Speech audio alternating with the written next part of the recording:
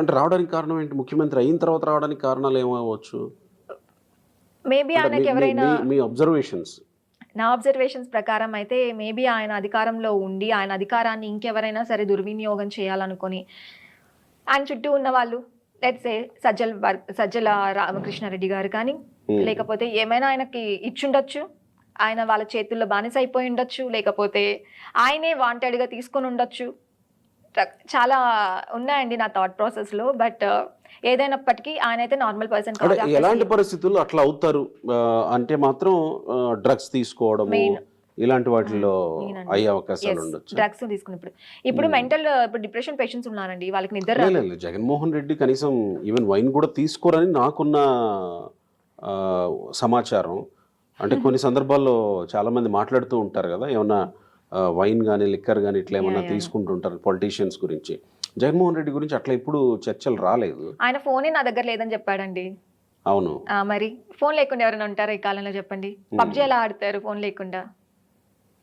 ఇది నమ్మాల్సిన అవసరం లేదు. బట్ జగన్మోహన్ రెడ్డి గారికి అయితే 100% నేను స్ట్రాంగ్ గా చెప్పగలను, he suffering with some mental disorder. What అనేది నాకు తెలీదు. Is taking medications for that. దానికి ఎగ్జాంపుల్ చాలా సందర్భాల్లో షర్మిల కూడా చెప్పారు. ఏమని? మా అన్న సీఎం మారిపోయారు, అసలు జగన్మోహన్ రెడ్డి లాగా లేడు, సీఎం జగన్మోహన్ రెడ్డి లాగా ఉన్నారు, నార్మల్ మా అన్న కాదు, మా అన్న నేను మిస్ అవుతున్నానని ఎమోషనల్ చెప్పిన సందర్భాల్లోనే మా అన్నని మిస్ అవుతున్నాను నేను, సీఎం గా ఉన్నారు అంతే కుర్జీలో, మా అన్న కాదు అన్నారు. ఇంకో సందర్భంలో రీసెంట్ గా కూడా ఎలక్షన్స్ కి ముందు ఏం చెప్పారంటే షర్మిల గారు, మా అన్నకి పిచ్చి వచ్చేసిందేమో, టాబ్లెట్స్ కూడా సరిగ్గా వేసుకుంటున్నట్టు లేరు, నాకు చాలా భయం వేస్తుంది అన్నారు. నేను ఎందుకండి చెప్తాను? ఈ విషయాన్ని మీరే తెర మీదకి తీసుకొచ్చారు అనుకుంటా, జగన్మోహన్ రెడ్డి ప్రవర్తనని చూసిన తర్వాత. అంటే నేనంటే ఫస్ట్ నేనని చెప్పను, రఘురామ కృష్ణరాజు గారు అప్పుడప్పుడు మాట్లాడుతూ తీసుకొచ్చారు. సార్ మాట్లాడారు. బట్ సార్ మాట్లాడిన తర్వాత ఏంటంటే జనాలందరికీ ఒక క్లారిటీ వచ్చింది. అంతకు ముందు అనిపించినా కూడా బయట పడలేదు ఎవరు. సార్ చెప్పాక పర్టికులర్ చూడడం స్టార్ట్ చేశారు, మనకు అందరికి ఈజీగా అర్థమైపోయింది.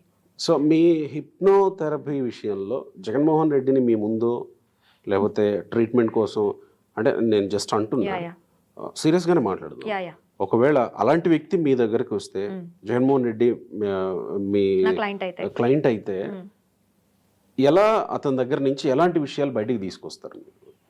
ఫస్ట్ ఆఫ్ ఆల్ ఫస్ట్ ఒక క్వశ్చన్ అడుగుతానండి, నువ్వు ఇంతగా నటించి అధికారంలోకి రావడానికి మెయిన్ రీజన్ ఏంటి? అధికారం పవర్ కోసం వచ్చావా, లేకపోతే ప్రజలని కాల్చుకొని తినడానికి వచ్చావా అని ఫస్ట్ క్వశ్చన్ అయితే వేస్తానండి. వస్తుందా రైట్ ఆన్సర్? వస్తుంది అక్కడి నుంచి ట్రాన్స్లోకి తీసుకెళ్తే ఆయన మనసులో ఉన్న భావాలు బయటికి వచ్చే అవకాశం 97% ఉందండి. అవునా? 3% జగన్మోహన్ రెడ్డి లాంటి వాళ్ళు దాచితే నేను చెప్పలేను, కానీ 97% ఆఫ్ ఛాన్సెస్ ఉన్నాయి. వాళ్ళు అబద్ధాలు చెప్పినా కూడా దాన్ని డీప్ గా అనలైజ్ చేయగలం, ఎందుకు ఆ కైండ్ ఆఫ్ ఆన్సర్ వచ్చింది అని. వాళ్ళు అబద్ధాలు చెప్తున్నారని కూడా I can say easily. Okay, next ఇంకా ఎలాంటి అంశాలు తీసుకురావాలని మీకుంది? ఒకవేళ అలాంటి అవకాశం మీకు వస్తే జగన్మోహన్ రెడ్డికి ట్రీట్ చేయాల్సిన అవసరం వస్తే? Next second question, immediate question అండి, హూ కిల్డ్ బాబాయ్?